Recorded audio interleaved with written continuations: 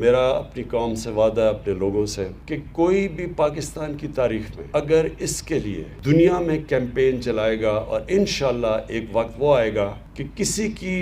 مغرب کے ملکوں میں بھی لوگوں کو کسی کو خوف آئے گا ہمارے نبی صلی اللہ علیہ وسلم کی شان میں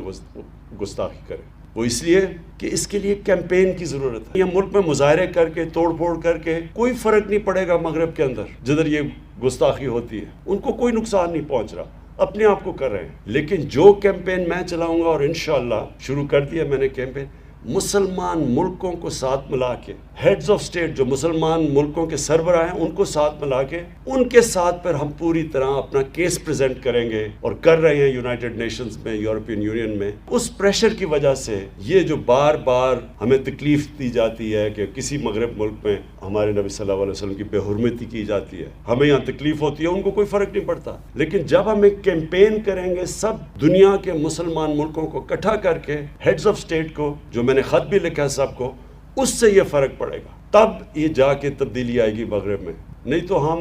اپنے ملک میں توڑ پھوڑ کرتے رہیں گے، وہاں تو کوئی فرق نہیں پڑے گا کسی کو، بلکہ وہاں ہر تھوڑی دیر کے بعد کوئی نہ کوئی یہ فتنہ کر دیتا ہے، نقصان ہم اپنا کر لیتے ہیں۔ جو میری کیمپین ہے انشاءاللہ، اس سے ہم ہمیشہ کے لیے اس مسئلے کا حل کریں گے، تاکہ کوئی بھی باہر بیٹھ کے ہمارے نبی صلی اللہ علیہ وسلم کی شان میں گستاخی نہ کرے۔